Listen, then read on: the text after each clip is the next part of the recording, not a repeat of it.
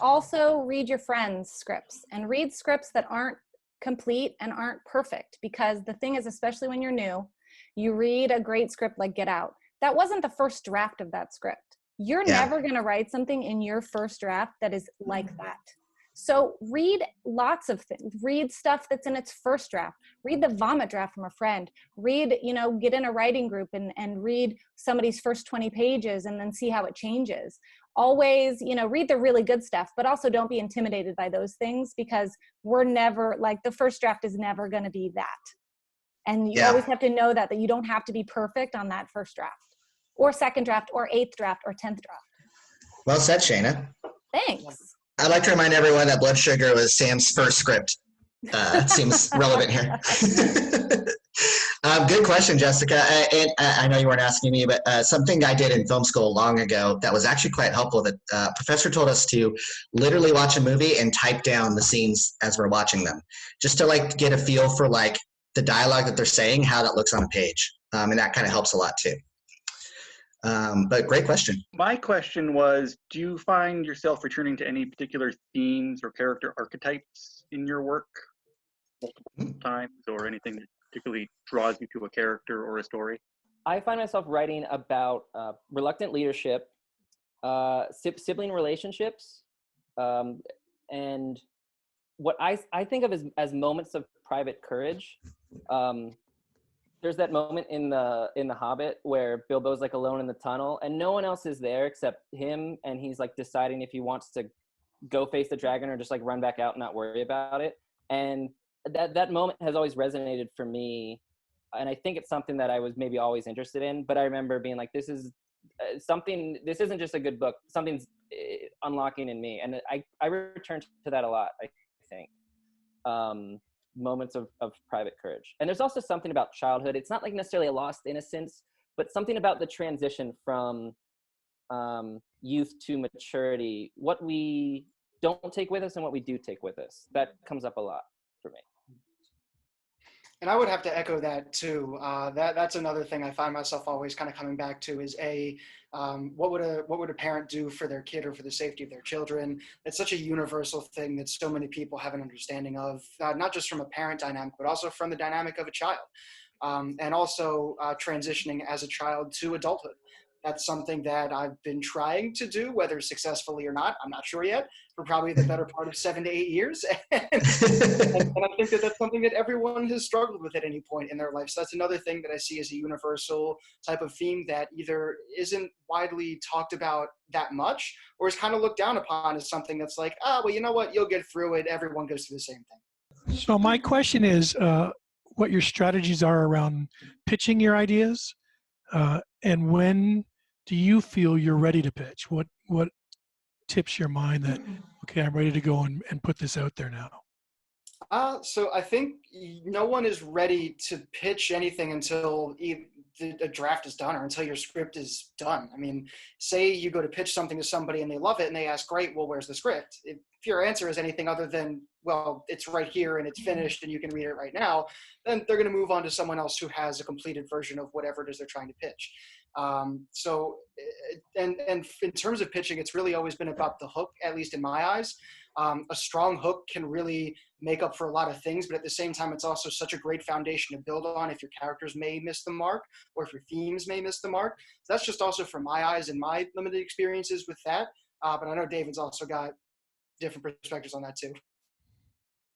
No, I mean, I'd say, gosh, I never feel ready to pitch. You did, you're never gonna feel ready. So I think you're ready to pitch when you get the meeting and they're saying come in now, they're waiting for you, and even then you're still not ready. But yeah, definitely when you have a draft of the script, don't go out pitching before you have something. But yeah, I wish I had a better answer. I never know when I'm ready to pitch. I'd say when other people are telling you you're ready. That's been my sort of litmus test. When other people are saying, this is good, can I share it? Can I send it to, a producer or a manager or whatever? When other people are telling me, then even though I don't feel ready, it means I probably should start finding a home for it. Yeah, that's a good answer, because once you start pitching too, you will think you're ready, then you'll start pitching and maybe go like, oh, actually now I know I have to change something or refine that pitch a little bit too. And it's a constant state of refinement. Something you guys are really good at is networking.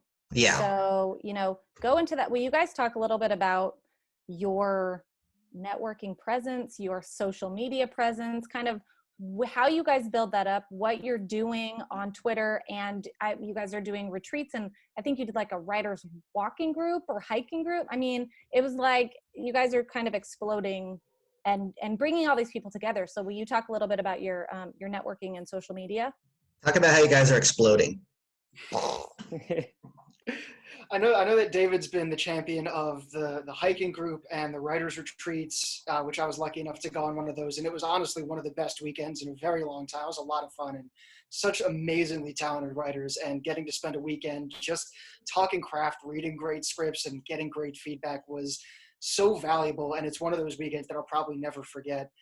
In terms of the meetups and the networking, I don't know that it even really started off as networking from my perspective. It really just kind of started off like, hey, I finally got a job for the first time in my life. I can help people now. Who needs help with anything? And from there, it just kind of turned into something, and it was out of my control. And I think most of those things are usually out of people's control. I think that the public eye just kind of eventually picks and chooses things that do explode, or whatever the term might be. But I don't know, like the way I've always looked at it is it's never really been about the networking. It's never been about anything other than just trying to get more people to the table so we can all help each other out, whether that's through notes, whether it is through networking or anything else. And to see it turn into this big, awesome networking community has been honestly, like, I didn't know I would ever be able to be a part of something like that in my life. So it's been really amazing to kind of see all of that unfold the way that it has. Yeah, David, anything to add to that? Yeah, I mean, as far as Sam mentioned the retreats, I should actually give credit to Stowe for that idea. It was a friend I met at Stowe, and we had a great time.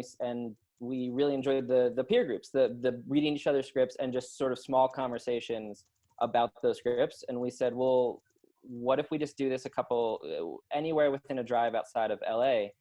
We just try to put something together ourselves. And so we started doing it just a few months after we met there.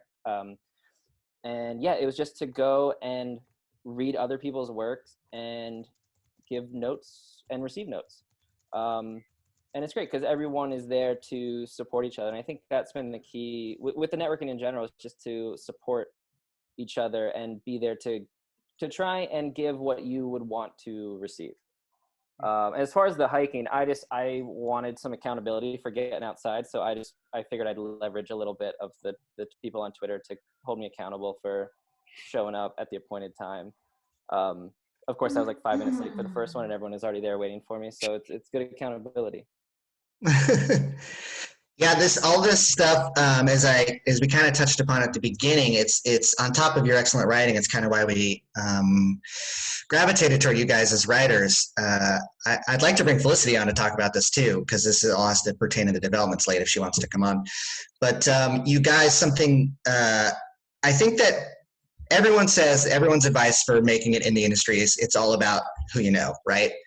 And I think most people take that as like, it's all about who I can get to know me that can further my career. It's like all is coming from the self, which is you got to do that too.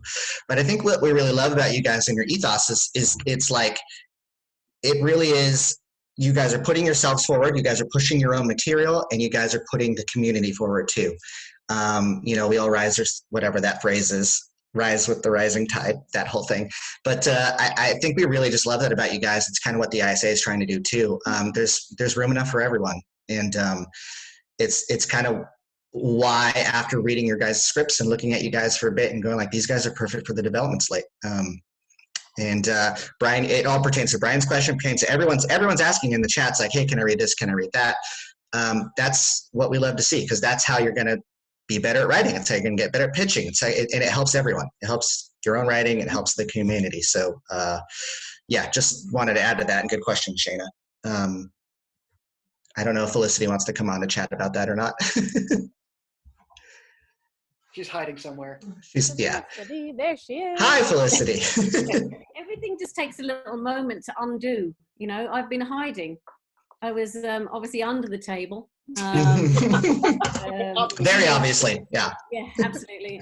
Ready for the apocalypse. It's here, right? It's here. We're doing it. Yeah.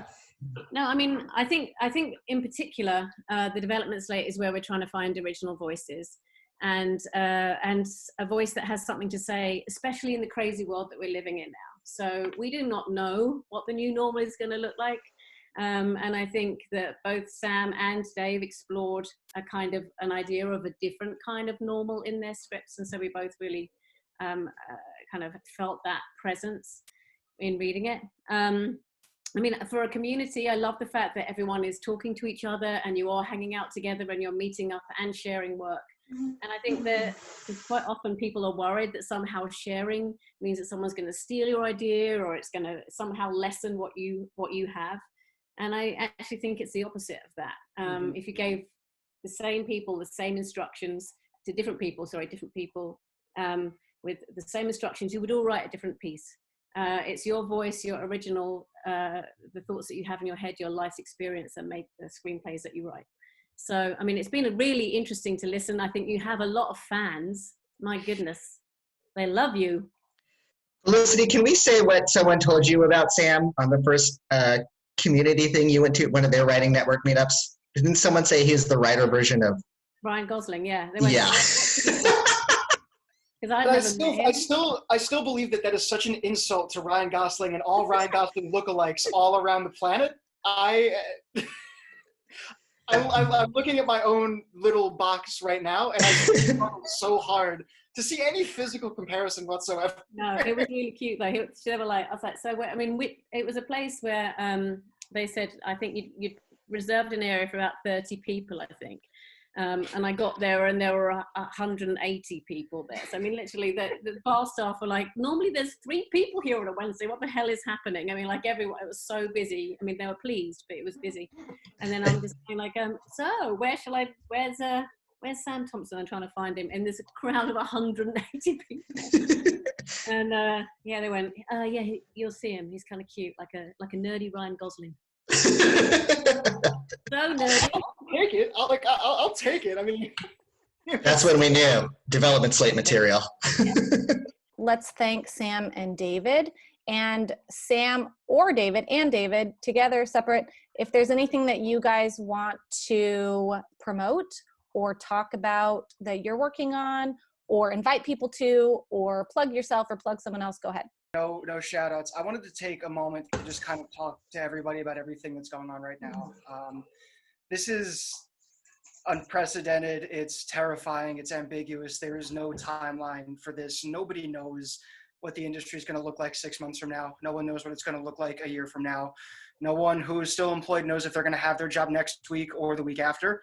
And I think that all of us are struggling to find answers to a question that doesn't have one yet.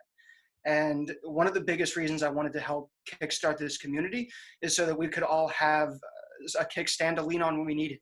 And whether that's when you lose a job or whether it's someone you know loses a job or trouble with rent or bills or just emotionally. I think keeping in contact with everybody on Twitter or other social media is very important. Reaching out, ask how your friends are doing, ask how your family is doing. FaceTime people, talk to each other. The only way we're going to get through this at all is together and with each other. So I just wanted to make sure that everyone out there knows that I'm always available. My messages are always open.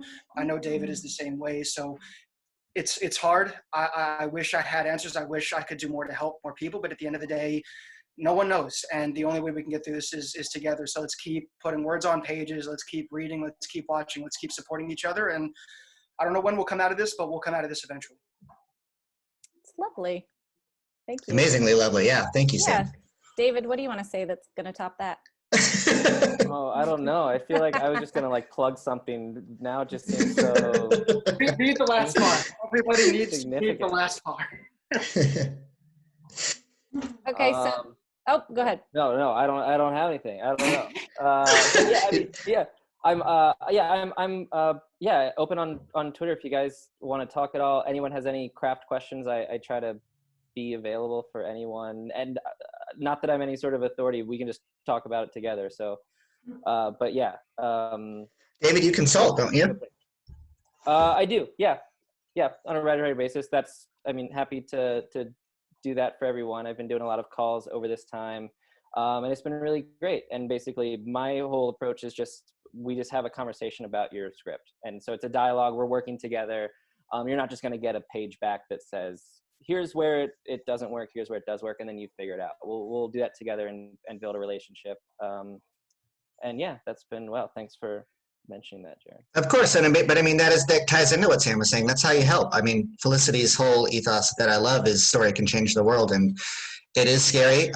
What's in our purview right now is writing and art, and you guys contribute to that, and you help talk people through that. So consulting, just talking to people, pushing people's stuff, it's all part of helping everyone through this. So congrats, you guys. And thank you guys so much for both jumping on here and bringing your people on who know you, who may know us, but now know who we are. It's amazing. And these kinds of things that we do just uplift me on a daily basis. I have a 3-year-old running around that kind of like it's madness. So it always kind of brings me back to people that I really like and admire and have fun with. So thank you guys for joining us today. I mean, you guys do have another thing to promote, and that's your show you're doing with James, right?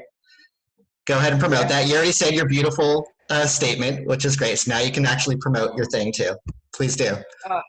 So the people that we have on this team right now, outside of myself and David, we've got someone like Jenna Larson, James Alexander, Christina DiBiase. I mean, these are some of the best and smartest young minds that I've met at any point in my life. And James was kind of the mastermind behind all of this with Christina, and he just kind of wrote a draft of it just on a whim on the plane ride home from LA I think it was a month and a half, 2 months ago. And to see, and obviously everything that it's kind of done so far and the traction it's gotten so far is because it's such a really well done 10 or 11 pages. And it's really exciting to see how it's kind of been built up to this point. And I'm excited to see how it's going to continue to evolve and develop with this new landscape. Yeah, you guys reached out to Twitter to build your writer's room, which is, as Felicity brought up, that's just kind of the way of the future. As traditional kind of methods are crumbling faster and faster. Yeah, we got over 100 submissions too for that, which is insane. Yeah, it is. We should say that unfortunately submissions are closed now. So if people would be interested, but I think there will be more opportunities in the future. Not necessarily with this project. I'm not going to speak for James, but other stuff or just your own. If you guys want to put together a room or a group, go for it. It was relatively easy, I'd say, to connect with people. So just put yourself out there, and I think it'll happen. We're over 150 submissions apparently now. James just chimed in. Congrats, you guys. That's awesome. That's a lot of reading. We have to do. What are you guys doing hanging out with us? Yeah. Get to reading. Procrastinating reading. Yeah. And I should also chime in for everyone new to the ISA. If you guys want to, hang out with Felicity and I and Shayna all the time, and please submit any way you can to the development slate and all that stuff. We truly love reading everyone's work, and we love hanging and talking writing. So keep that in mind. Twitter and Instagram and Facebook, all those usual places. Yep. At Please Network go follow ISA on all the platforms, at Network ISA. And again, Carissa said at the beginning, if you missed it, that we're doing some prizes on Twitter. So go ahead and go to our Twitter and put in your best advice or tidbit or something that you heard today on this virtual Third Thursdays, and we will pick some winners. And again, the log lines are coming in. We're going to pick 3 to win development evaluations, which could land you on the development slate, just like David and Sam. You will replace David and Sam. It's a rotating. Right. Sorry, guys. It's really like Thunderdome now. Yeah, exactly. Yeah. The new normal. Yeah.